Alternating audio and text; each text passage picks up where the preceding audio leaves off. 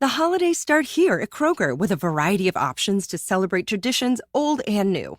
You could do a classic herb-roasted turkey or spice it up and make turkey tacos. Serve up a go-to shrimp cocktail or use Simple Truth wild-caught shrimp for your first Cajun risotto. Make creamy mac and cheese or a spinach artichoke fondue from our selection of Murray's cheese. No matter how you shop, Kroger has all the freshest ingredients to embrace all your holiday traditions. Kroger, fresh for everyone. What I love most about Mi Gente is our community and how important it is to take care of our own. Hey, it's Honey and Carolina. On our podcast, Life in Spanglish, we talk about how important being there for your loved ones is. Pero también sobre lo importante que es tener a alguien dispuesto a apoyarte cuando lo necesites, como lo hace State Farm. Like a good neighbor, State Farm is there. Aprende más en es.statefarm.com. Salah. Escape Cancelo. Oh, it's brilliant from Mo Salah. And still, Salah, oh, sensational! Son had a go and scored a beauty! Oh, what a strike from Yuri Tielemans! De Bruyne! And it is Wood-Prowse! Martinelli, gorgeous! Still Gallagher! Oh, he's done it again! And City have won the Premier League! Ladies and gentlemen, boys and girls, children of all ages, EPL Index proudly brings to you the best prediction podcast in the world, A Tad Predictable, with your host, Tadiwa Chanakira, and his guest, Aston Villa's own, James Billingham. It's Game Week 17, and you know what that means. It's time for another brand new episode of A Tad Predictable. The Premier League is starting to get really, really spicy. It looks like it's going to be a title race full of a lot of teams this time around instead of just the usual teams that we've expected in recent seasons. And with that in mind, we've got someone here, first time on the show, James, Aston Villa fan. Look, we were missing an Aston Villa fan. Aston Villa were the A Tad Predictable team of the season to support last season, controversially selected after Gerrard got fired. I think that was intentional from the likes of Guy Drinkle. That Villa were on the up as soon as Gerrard got fired. They were happy with that one. But yeah, they went on to do really well last season. Fulham have been appointed the team of the season this season, and they've gone on a bit of a run now. Since they've been appointed a Tad Predictable team of the season. So there is a good omen there. But James, welcome to the show. Thanks for having me. Really looking forward to it, especially at the moment as a Villa fan. As you can imagine, it's a really exciting time. So I'm looking forward to getting into that a bit later. Yeah, it's always good to bring in fans from respective Premier League teams just to get a bit more insight as well. I like to give them the baton with specific teams, and as you said, with Villa probably the most exciting team in the Premier League at the moment, certainly in my opinion. But I just wanted to, before we crack on with the fixtures for Game Week 17, just give us a bit of background on how you became a Villa fan. Was it by birthright or did you get roped in? I know for myself with Liverpool, I didn't really have a choice. My dad says I had a choice, but I didn't really have a choice. But what about for you? Well, there's a saying that goes around at the moment on our 140th anniversary of being founded.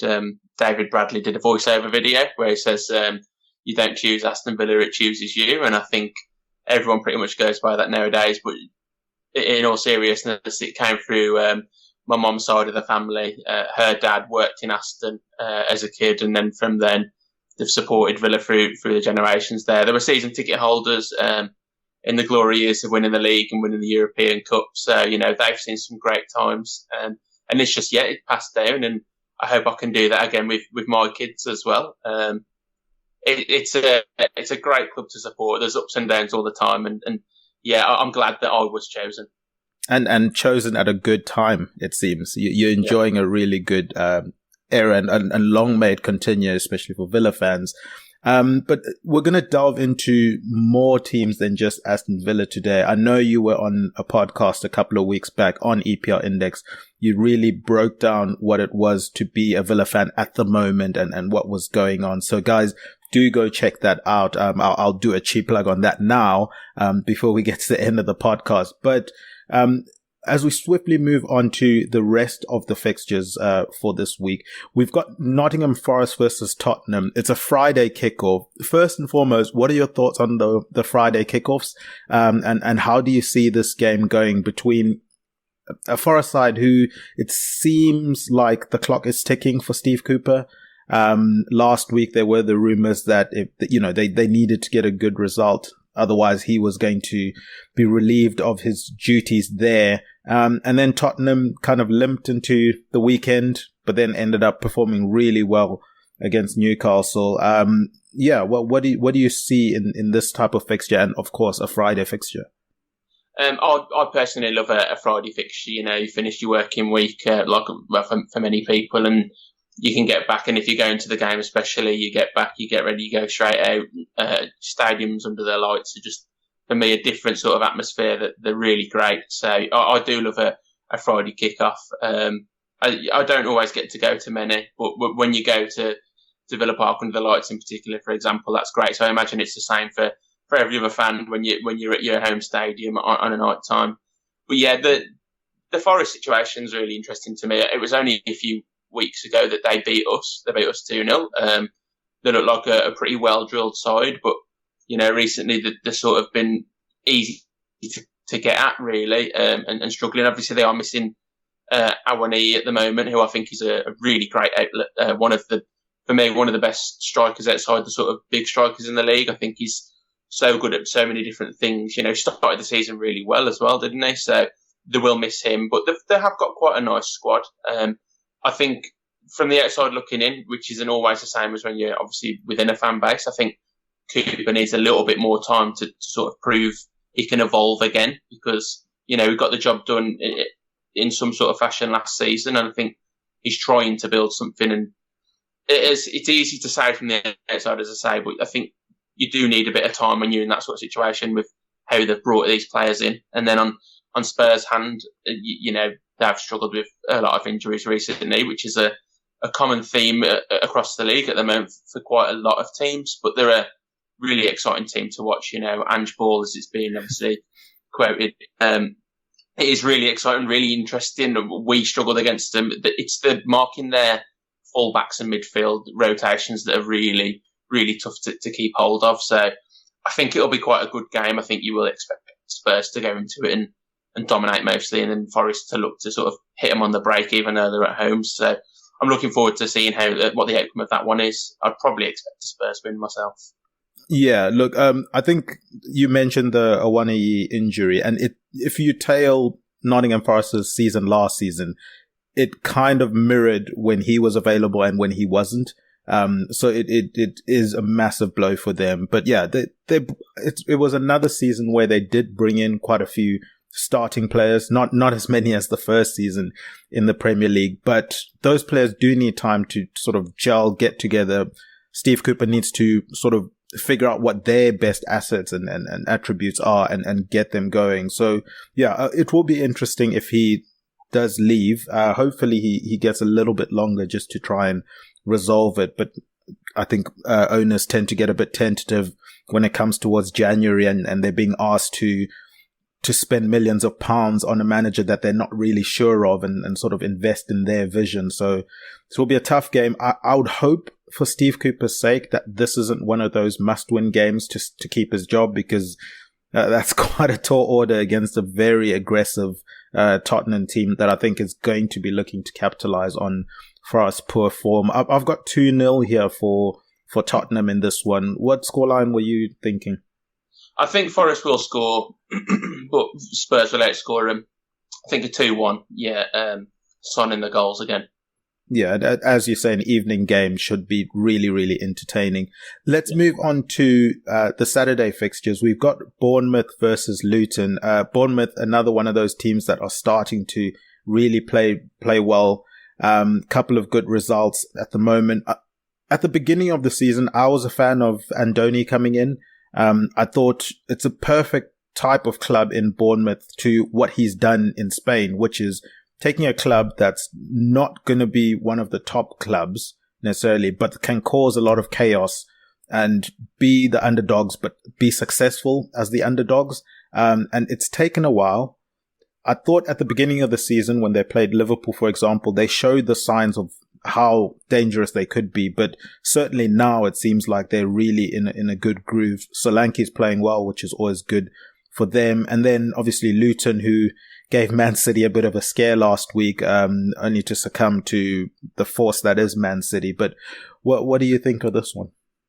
Yeah, I agree with the Areola appointment was really exciting. I thought when O'Neill was relieved of his duties, sorry, yeah, I thought let's see who comes in before we sort of make a comment. And obviously it wasn't too long after that they announced Areola, and he's a progressive coach, from his time in Spain. I think it sort of has maybe a similar feel to Pochettino at Southampton now, coming in and trying to shake it up with a new style, an exciting style. I think the energetic chaos up top is really good to watch.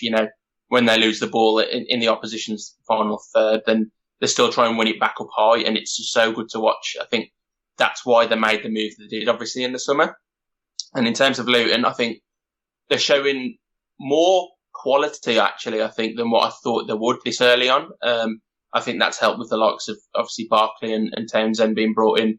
They know that, you don't get time on the ball in this league, but you've got to make your time. That experience is valuable. They've got some really decent players, and they've all got a decent engine. And like Alfie Doughty is just a really good player, I think, for them. But I would expect, especially Bournemouth being at home, 4 wins in the last 5, I'd expect Bournemouth to come out on top still. Especially Luton's joy tends to come at Kenilworth Road anyway. So I do think Bournemouth may be a 1 or 2-0 sort of game for them. Yeah, I'm going to push you 1 or 2-0. Do you reckon? 2-0. 2-0. Yeah, look, Bournemouth seem to be in a groove at the moment. I think I'm going to join you in that 2-0 camp. I think the points for Luton are going to come at home with that, smaller pitch, congested pitch, making it difficult for oppositions with your fan support in the background as well. But, Bournemouth just seem to be in a good way at the moment. And yeah, I'm expecting them to perform well. Obviously, Senesi did well for my fantasy team last week, which was great. I brought him in last week on a whim, and he delivered a goal and a clean sheet. So that was fantastic.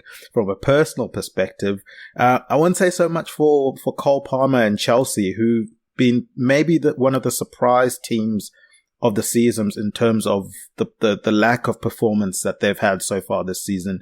They will be entertaining Sheffield United in a very expectant Stamford Bridge, I'd imagine. What do you see from this game? You know what? I don't know what to expect from Chelsea half the time at the moment. I thought they'd be better than this. I think Poch is a really good coach. We've seen that before.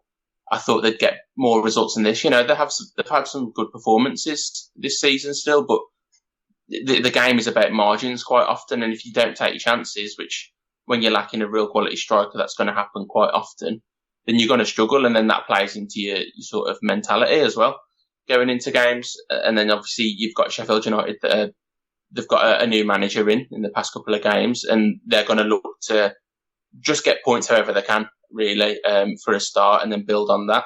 They got the win last weekend. I think you expect to see them sit quite deep and then break. And then Chelsea are happy to be quite expansive and try and get the goals, but it's getting the goals that is the problem for them. So, yeah, I still think that this will be a game that Chelsea will win. But with their struggle for goals, I can see it being very narrow scoreline, like a 1-0. So that's probably my prediction. Yeah, I think Chelsea fans will be desperate for Nkunku to get into this team. We've seen what he's done in the Bundesliga. I thought he was phenomenal there. And Chelsea was smart to sort of tie him up quite early at the beginning of the previous season before even, and letting him come the next season. I think he adds a little bit more goal threat when he gets into that team. Jackson, I think, was always brought with the intention of being the number 2 for goals. And then he's sort of been thrust in with the responsibility of being the number 1 goal getter. And I think that weight has been a bit heavy for him so far this season. So yeah, I would like to see Chelsea once Nkunku comes in, and to see if that is maybe the vision that Pochettino had, and hopefully he gets a chance to coach Nkunku whilst he's fit, because you never know what Chelsea, they sometimes are quite quick to pull the trigger with managers and getting rid of their managers. But you'd hope from a Chelsea perspective that no matter how poorly they're playing at the moment, a game against Sheffield United at home, they should have enough to get past them. But we saw last week Sheffield United are going to be maybe a bit more dogged. Wonder goal in terms of how they got their win last week, their 1-0 win. Can they replicate that? I don't think they can too often this season. They're going to need more maybe traditional goals than wonder goals. And until I see that, I can't really back them to get much from this game. I've gone 2-0 Chelsea. I think their quality is going to shine through in this one. And I guess for their sake, they'll just look on to, from Pochettino's perspective, look onto the January transfer window, because he was talking in the media that, he needs more signings. Could you believe that? Well, yes and no. I think what you see from at the moment, you expect them to continue spending, but where does it end? I think you see from the best managers that come in and they improve what they've already got anyway. So yeah, the standout one, other than having Nkunku already, obviously, is will they go for this big striker? I think there's been a lot of talk over Victor Osimhen quite often, hasn't there? So, I mean, he would cost a serious amount of money, but we've seen Chelsea are quite happy to spend that. But where's their boundaries? So it will be an interesting January to watch what they do. But I expect him to improve what he's already got. I think sometimes maybe going back to basics a little bit with his distances, I think you can get at them quite often. So I think maybe focus a bit more defensively, and when you've got someone that can take chances a bit more like Nkunku, I think maybe they'll get a bit more joy then. Yeah, that's one of the clubs to definitely look out for. Another club that's not shy of spending, Manchester City, they will be hosting Crystal Palace. I mentioned the struggles that Man City had last week. They had Rodri, though, in the team. Obviously, this season they've struggled when he's not been there, but Haaland was the one that was missing. They've changed so much of the team to sort of cater for what Haaland, his style of play. And then to have to play a game and go back to what they were, maybe the City of old, it looked like it took a little bit of time. And if there's a club that likes to have space and sort of pass the ball around in space, it's Man City. So I can see how a game at Luton is very, very difficult with not enough space for them to sort of move the defenders the way that they usually like to and manipulate that defensive line. So I'm sure they'll be happy to be back at the Etihad. The good thing for them is they don't have to really worry about Champions League this week. They're already through. I think they're topping the group guaranteed. So it's just pretty much, I'm assuming, a rotated squad. Obviously at time of recording, we don't have that information, but it would be a rotated squad midweek, or at least people that need to get minutes will play, and then gearing up for Crystal Palace, who I thought were very unlucky against Liverpool last week. They were an Alisson performance short of winning that game. And I can see why Liverpool were desperate for him to come back into the team last week, having been injured, because he put in a world-class performance, which happened to keep Crystal Palace at bay long enough for Liverpool to wake up. But for me, I think the Ayew suspension is bigger than what it may seem. I know from speaking with Crystal Palace fans, he's not necessarily the player that you pick out as one of the key players in the team, but I do think his hold-up play is so crucial, especially for a team that likes to sit back and play on the counter-attack. If the ball doesn't stick up top, it's just going to keep coming back in waves, and it makes it a lot more difficult to sort of get your foot into the game. And I find that he does that really, really well for them. So missing that element, I don't know who's going to be that player for them that can just hold the play up, allow the defenders to move up the pitch. So I can see them having a very torrid time against Man City. I've gone 3-0 to Man City. Yeah, it will be a struggle for them. I do think, though, maybe I'm wrong, maybe I'm just imagining it, but I feel like Palace have a couple of good performances at the Etihad before. I mean, you think back to that Townsend screamer volley a couple of 2-3 seasons ago, whenever it was. I think they tend to play quite well. Did they beat City at the Etihad when Conor Gallagher was playing for them? I think they won 2-0. Yeah, I could have sworn they did, yeah. Yeah, so, they've had a couple of results there. I think it's hard to say how they might approach this game because we've seen teams have joy sitting back. We've seen, I can't go without mentioning it, we've seen Villa step onto them and really worry them for a whole 90 minutes. I suppose it depends on your team dynamic, but as you say, when Ayew's not playing, it is a bit more of a struggle to make the ball stick, and he's got really quick feet as well. He can trouble you if you isolate him against the defender. So, he will be a big miss, and obviously they're without Eze, who is a top player. It's a shame that he's out again. I can't remember how long it is, but it's still a couple of weeks away, I think. Is it from returning? Yeah. And then City, on the other hand, I think they will start to turn this around after no wins in 4, was it before, or no wins in 5? That's pretty unheard of after the season that they had, obviously, last season as well. You expect him to find a way. This is sort of what Pep does, isn't it?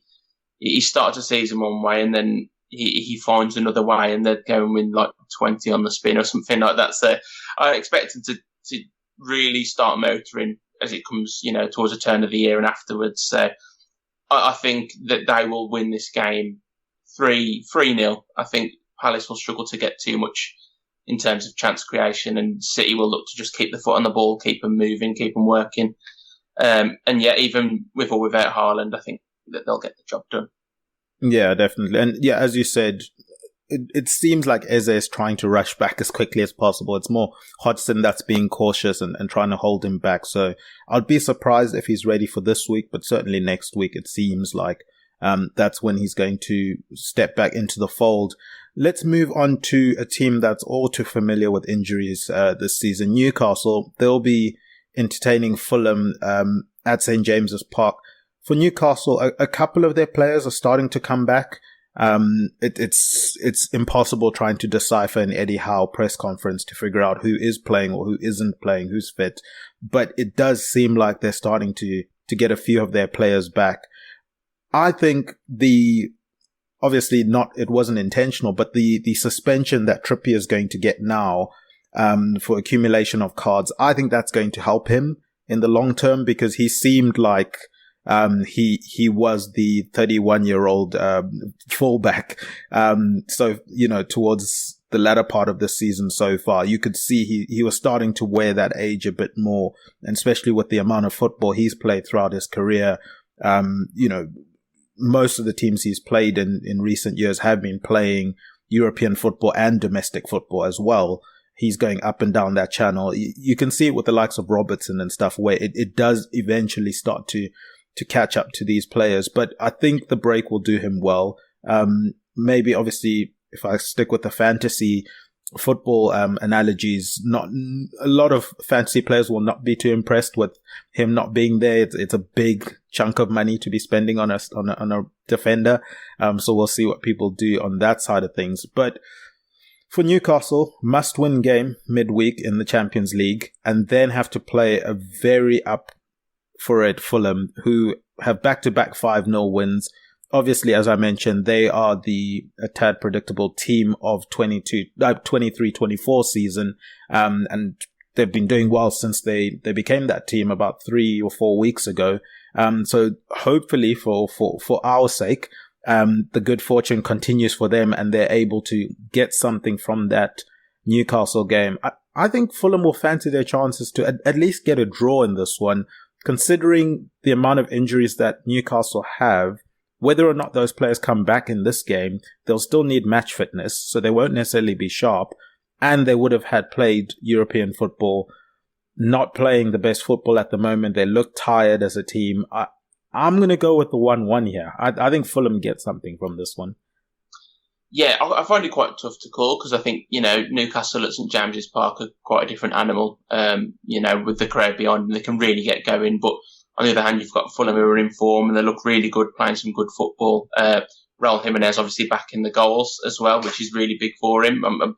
Even though he used to cause us problems when he was playing at Wolves, I think it's nice to see because after an injury like that, and obviously he went so long without a goal, it's a nice story to see him back and playing and happy and scoring. So, yeah, that is good to see. But, yeah, I watched the Newcastle Spurs game, and you could see Newcastle were looking a bit jaded, and the effort that they had to put in that PSG game alone would have took so much out of them. And, especially with how it ended, that takes a lot out of you mentally as well, and you're quite draining. So, yeah, I think you are starting to see the toll being taken on them. And, when you partner that with injuries and the things like the Tonali suspension as well, which doesn't help at all. And they will be happy to see some faces coming back into the fold, especially like your Longstaff and Wilson. I think when you've got Longstaff in the heart of that midfield, the engine that he's got on you, the way they play, I think it's really key. It's been really good for him.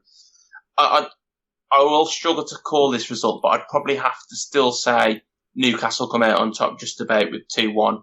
Don't think they'll stop Fulham scoring. I think they will catch Newcastle cold at the back at some point with the extra energy they should have over Newcastle. But yeah, I still think that Newcastle get the much needed 3 points. So I'll stick with the 2-1 Newcastle.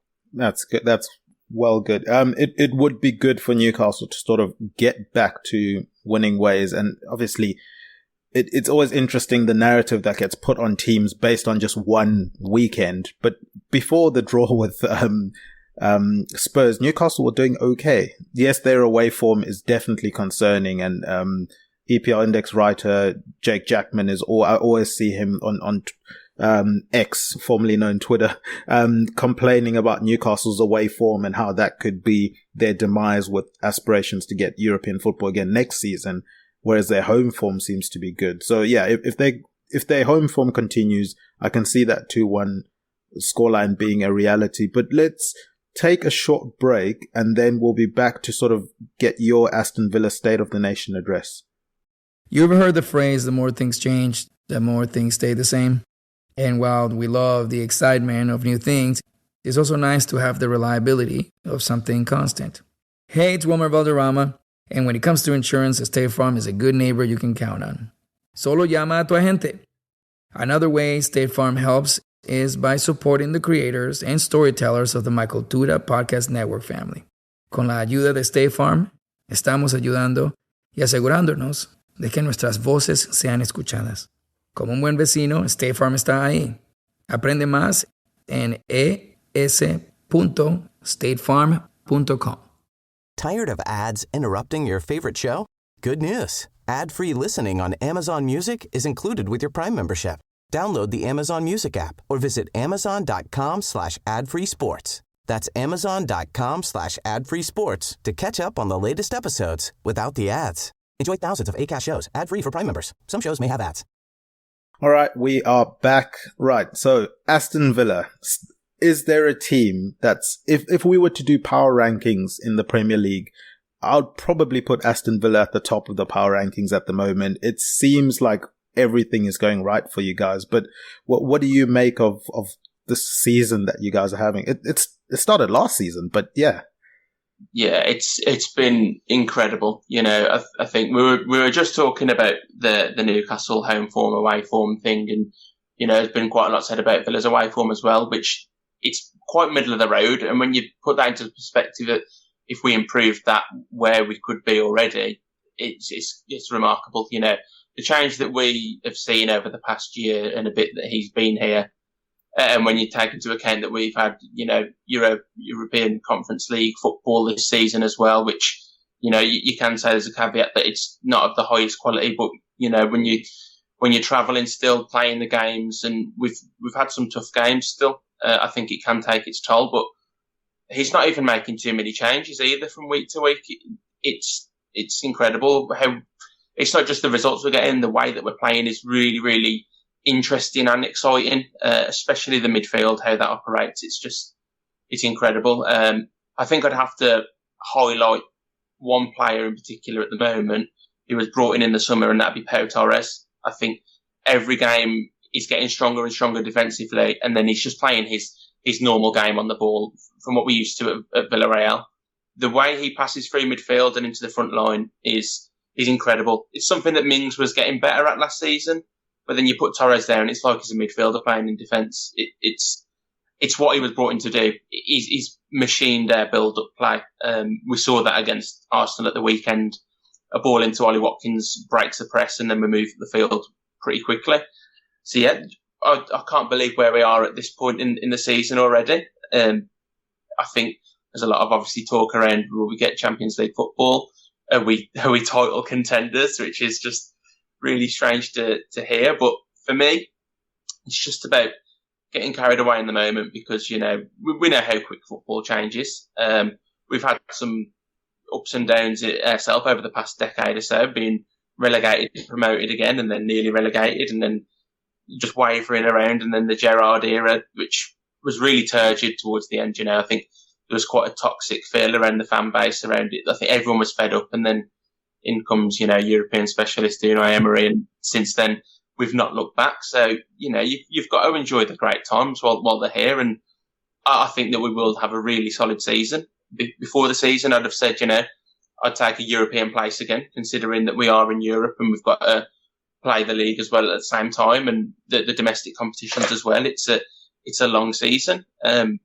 So I would still take that top 6, top 7. But, after the start we've had, we are looking on course maybe for top 4 or 5. So we'll see how it goes. And I think in particular next month will be interesting because I don't think any Villa fan knows quite what to expect when it comes to the transfer market. Will the club invest? Are they happy with what they've got? There's a couple of areas that we're a little bit weaker in, but on the whole, we're just a really solid unit that, I can't pinpoint a real weakness in our squad. The main thing I'd say is right back depth. Other than that, I wouldn't, be throwing my toys out the pram if there wasn't too much to do next month. So, onwards and upwards for us, and hopefully it continues throughout the season. And I think there's always that interesting thing of, I guess maybe fans like to play that football manager type of thing of who we're signing, but they're all human beings. You don't want to break the chemistry that's in that dressing room at the moment. You bring in, I don't know, maybe a new midfielder that comes in and displaces someone that's playing well and is a key, member of the dressing room. That could have issues and ramifications to the teams as well. Sometimes we forget that element of things. But I have enjoyed watching Aston Villa over the last. It's been a year now, pretty much, since Unai Emery came in. I like that when you mentioned earlier in the podcast about Chelsea and the signings that they'll be making, and you're looking for managers to improve the players that are there. Look at the likes of McGinn. Look at the likes of Leon Bailey. These are players who it looked like, okay, are they still going to have a future at Aston Villa, or are they just, squad players that they're starting to get their prominence back, should I say, especially for McGinn, getting it back. Bailey, we saw the talent he was at Leverkusen. He came in with, in my opinion, a lot of expectations. Didn't quite live up to them, but all of a sudden this season, under Emery, he seems like a new signing, as people like to say. And then you've got Diaby as well there. So if those two are just rotating purple patches throughout the season, that would work perfectly. In terms of squad depth, from a creative attacking standpoint, Ollie Watkins playing phenomenal football at the moment. It's just good to watch, someone different in that top half of the table, and someone that's done it, I think, in a really good way and in an aggressive way, in the right way, in terms of identifying a manager, backing him to bring in the players that he wants to bring in, that he if it's Pau Torres, okay, let's go and get a Pau Torres. I don't know if many would have thought Pau Torres would end up at Aston Villa, based on some of the clubs he was linked at. But that's what I like about Aston Villa. They're being aggressive. The Kamara signing a couple of seasons back, that was a phenomenal signing to bring him in. It seems like they've got the right people behind the scenes. Now they've got the manager, in front of things. It just seems like a club that's moving in the right direction on all fronts, behind the scenes and in front. Yeah, it is. I think this is a really interesting point about the sort of freedom that Emery's given around the club, and why Villa fans aren't too worried when people mention, the form that we're hitting, and obviously the levels that Emery's showing, whether that attracts interest from everywhere else. But I don't think people quite understand the sort of level of autonomy that he's got at this club. He's allowed to bring in the people that he's needed, the players that he's wanting. There's been such a reshuffle since he's come in, and even as far as we've now got a stake in the club that he played for, and I think he himself has a stake in Real Union in Spain. So we're going to different lengths to keep him around and sort of build our future around him. Which fair enough. It can come with risks. What if it starts to fall apart? What if he did attract interest from the top clubs and he did have his head turned? What happens then when the structure sort of gets picked apart? But I've never been so positive that we will be fine and that he will be staying. It is such a interesting history that we've had, like recent history. You even look back a few windows ago when we brought in Emi Martinez, Matty Cash, Ollie Watkins, obviously. Douglas Luiz, when we first got promoted, we brought him for 16 million. God knows what he'd go for now if he was caught in top clubs.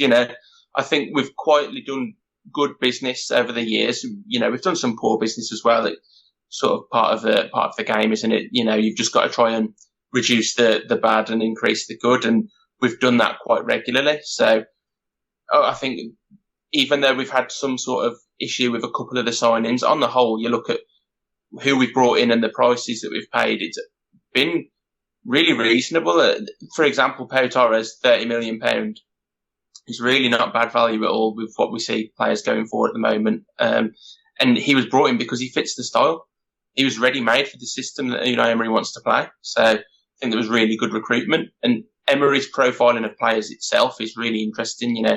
Moussa Diaby playing as a central forward, basically. John McGinn and Jacob Ramsey sort of playing as the half-space players. It's just been really interesting to watch.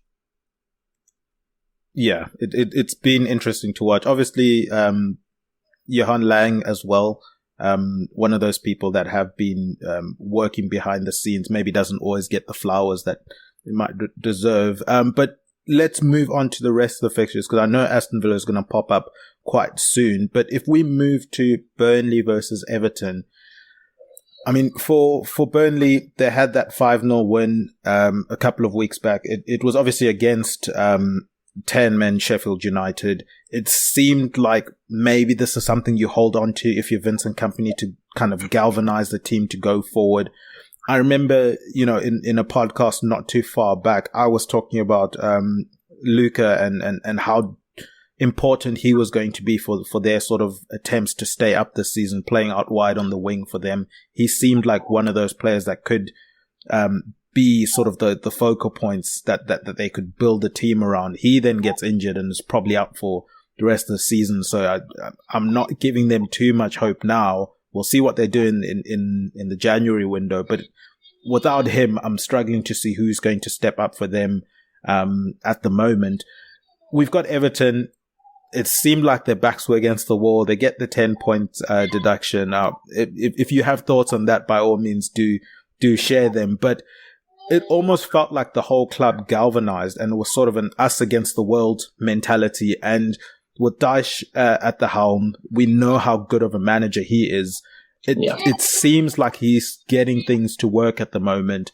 They haven't always gotten the goals from the likes of Calvert-Lewin that they should be getting, but all of a sudden Decore is a goal scorer.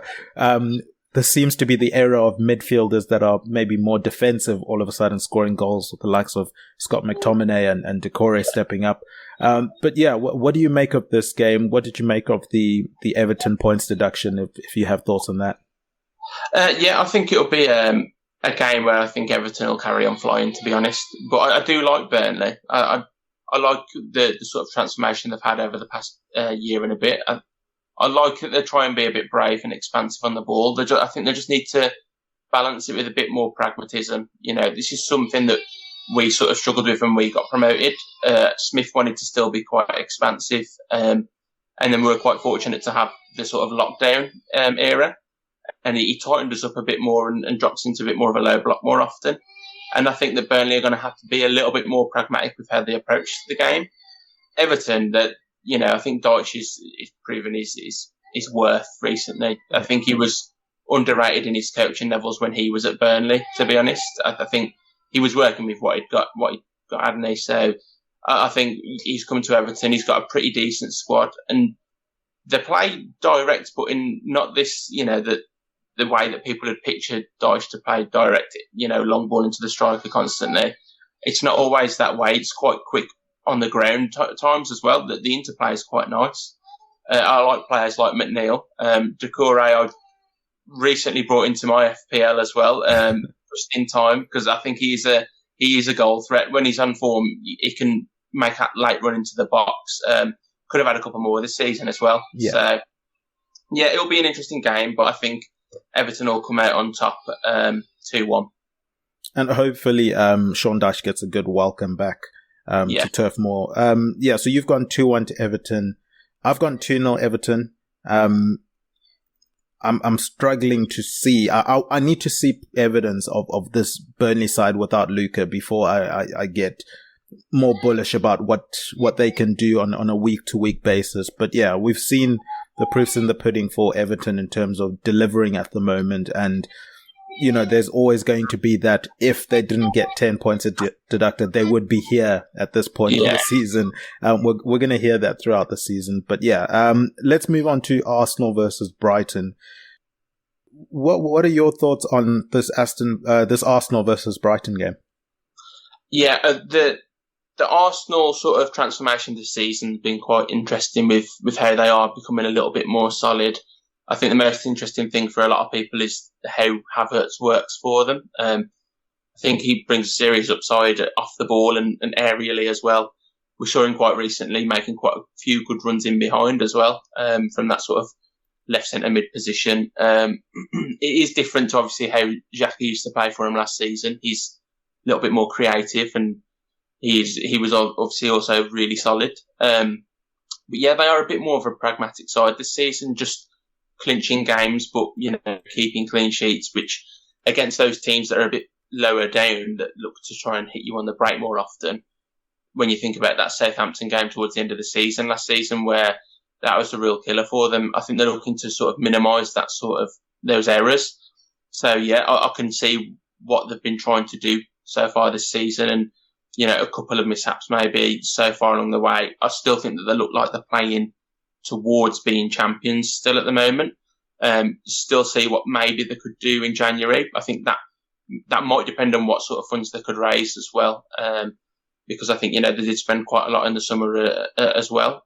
I think it is a shame that they're missing a player like Timber. I think he could help them defensively as well, with whether he's sitting back and tucking in or whether he's drifting into midfield. With his on the ball abilities are really good as well, but he is solid. So I think they do miss him. On Brighton, I think they are wavering a little bit. I think, they've struggled this time losing one of their best players in Caicedo. They're still not a bad side. I think the Europe is taking a bit of its toll on them as well, because it is so different playing these different styles of games in Europe and in the league. So carrying your form between them, it can be up and down. But I would expect Arsenal to win this 2-0 again, maybe a 2-0 victory, getting back on track again. And I could see Havertz being in the goals again, to be honest. That would be good probably for Mikel Arteta as well, because he was quite big on Havertz coming in. Let's move on to Brentford versus Aston Villa. It used to be, Ivan Toney or bust. It became Buemo or bust this season. He's unfortunately injured for what seems like the rest of 2023, penciled in to be coming back around 20 January. So it's a big blow for them. They need to figure out a new way to win games without him necessarily being the outlet. Do you see them causing you guys any issues? Obviously, Villa will be travelling. You've mentioned that away form, but perhaps this could be a come good game in terms of getting that away form into the right side of things. Yeah, it will be tough. We don't tend to do well at Brentford's place, so it will be a tough game. Towards the end of last season, we should have been well beaten by them. We ended up drawing the game late on with a Douglas Luiz goal. they are a really efficient team quite often, and I like the work that Thomas Frank does. It is a shame that Mbomo is out injured. He's a really exciting player. They've still got a really strong team. I really like Visser. I think he's a good player. Yeah. And I think that Sharda's got a big future ahead of him as well. I think that sort of athleticism in the front line is really admirable. And as he develops, I think he'll be a really good player. And I think that sort of thing can be a problem for us in behind because, as I say, we do look this season to be a little bit more expansive on the ball. We do step up the pitch. We leave those sort of three central defenders guarding a lot of space at the back. So I think, if you can hit us maybe on the break, you can get a goal. When it comes to building up against us, it's more of a struggle with a really good offside trap and high line. We play that really well. The stats on it are incredible. So I think they're going to have to be on their game, but so are we. They're a good side, especially at home. And I think I don't want to go against us at the moment, how solid we are. So originally I was going to say a draw, but, I'm going to go for us to sneak it 2-1. Nice. Yeah, I've got 2-1 written here to Aston Villa as well. And obviously, if this result does come true, it leaves Aston Villa in a very, very good place, in my opinion, because it would mean then the next game week, a win for Aston Villa and the lowest it would be second, because we know Liverpool and Arsenal play each other, whether it's a draw, win, loss, however that game shapes up. 2 wins on the bounce for Villa takes you into second place. Then probably people will start to also look a bit more seriously at what Aston Villa are doing. But I think from my perspective, they are in the title race for the sole reason that I've not, and I don't know, maybe if you have a team that you've identified, I've not identified a team that is built like the Man Cities, the Liverpools of recent seasons, that I look at them and I'm like, okay, I can see whether it's the makings of, or I can see their pathway to dominating this title race. Liverpool, I think they've got issues defensively. They obviously don't have a defensive midfielder at the moment. City, it might be just they've been going for too long. You know what I mean? It's 4 seasons now, going and winning all the trophies last season. That's got to take a toll at some point in time. Arsenal, I still think they're missing 1 or 2 pieces to be sort of a dominant team to run away with things. So I think it's going to be a closer title race. There are going to be multiple teams in it this season. So why not Aston Villa in this moment? And if there's anything, in my perspective, as long as if you're not Man City or maybe a Liverpool and Arsenal, just make sure your team's ready in case those teams aren't the teams that they expect to be. If no one's going to get 90 points this season, I want to make sure I'm at least still hitting the 80s, because then I've got a chance. If they then go and score 90 points, okay, fair play. They've got those massive squads. They've got, sometimes it's difficult to keep up with them. But if they slip up, I want to be in the conversation. And at the moment, Aston Villa in the conversation.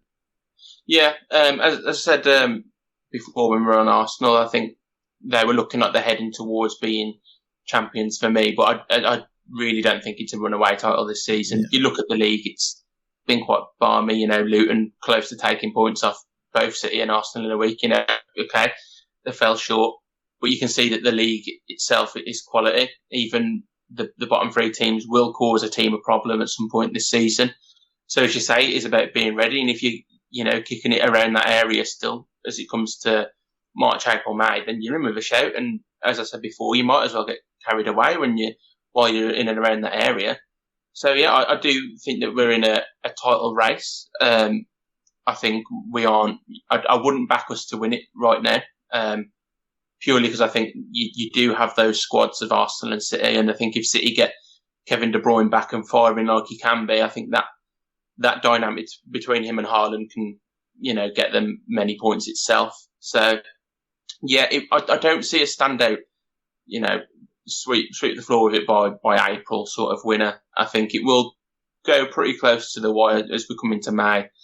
I'd love to see us still around that top 3 or 4 and within touching distance, I think we are capable of it. I've seen this team go from strength to strength, and if we did do something next month in the market to strengthen as well, then I can't see why we can't consider ourselves challengers. So yeah, we'll see how that goes. Yeah, and as you said, enjoy the ride, however long it is, because you never know as a fan when it might stop. We're currently, obviously, Man United playing Bayern Munich at the moment. It almost seemed at one point Man United would never not be in a title race, and we've seen what's happened, these last couple of years. So you never know what could happen in football. West Ham versus Wolves. West Ham obviously humbled last time out by Fulham in that London derby.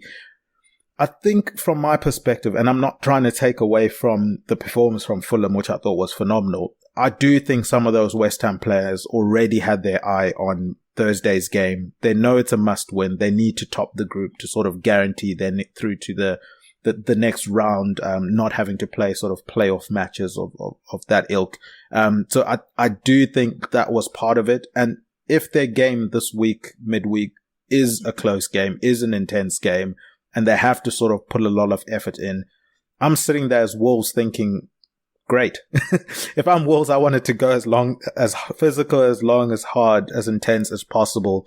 And hopefully for them, it makes the game a lot, maybe not necessarily easier, but playing against a team that would have maybe exhausted themselves midweek. I don't know yet, at time of recording, if the likes of Pedro Neto will be back for this game. They were targeting this game as games to be back. We saw what he did at the beginning of the season before his injury. If he comes back, I'm predicting 2-1 to Wolves. But if he's not there, I'm going 1-1. Yeah, it will be interesting. I think I agree with West Ham. I think their eyes were on Thursday. It is a big game. I think they have to target that Europa League run, because you win the Europa League, you get into the Champions League. So while you're in it, you have to try and win it. So I can understand that to an extent, but I think when you're playing with your eyes on one competition and you take it off another, that form can start to play its part in the other competitions as well. So they do need to find that sort of balance. I think they've got a really nice team. I think that when they have a go, they can get the points like they did against Spurs. He took the handbrake off a bit at a half time against them, and they ended up winning the game. I think they're a good outfit. They're just, I don't know, there's something that stops them sometimes. I don't want to say that Moyes is too negative, because I think that, they can play some nice stuff at times. We've seen that. So maybe it is part trying to rest their legs a little bit more because of the extra competitions. But when you've got Wolves coming into town that have got such running power, I don't think you can give them too much space. As you say, if Pedro Neto is available, then he can cause damage to any side in the league. I think he's such an exciting player. I think he could play for one of the top teams. He's got the ability to hurt teams that leave space in behind, or the ones that deny you space. He's such a good player. So I think if he's playing, it's going to be an even harder task for West Ham, even though they are at home. It's a tough game to call. I'd probably go for a draw, a 1-1. I don't think that West Ham can afford to not win this game after the Fulham game. But I do think that Wolves have something about them in the games away from home. So, I'll stick with a 1-1. All right, let's move on to the last game of this game week. Obviously, maybe for many people, the game of the weekend. It's Liverpool versus Man United at Anfield. What are your thoughts on this one? I always look forward to this game. You tend to know what's going to happen when Liverpool face United now. United, I look back 10 years and think this is crazy to watch them be so unidentifiable. You think back to the Fergie years, and there's been quite a lot of likening with Emery, I'll be honest, around here, the sort of way that he operates the club. And I look at how we've sort of switched in that sense now, that we have this identity throughout the club, and now they just look a bit lost on the pitch, off the pitch. I don't know really what they do on the pitch. I watch them and it just seems like moments, and that's not good enough for a team that's obviously vying for a title, which should be their aim every season as Manchester United. And when Liverpool come to town, or when they go to Anfield, it tends to be a really tough game for them. when they're on their game, they can turn up in these sort. A rivalry form can go out the window, but this Liverpool side and with how United are faltering, I could only see a Liverpool win, to be honest, and I'd probably say convincingly again, a 3-0 to be honest. I don't see United causing too many problems, even on the break. Yeah, it's not a good time to be playing Liverpool if you're Man United in recent history. Obviously, the 7-0 is still probably quite fresh in a lot of these Man United players' minds.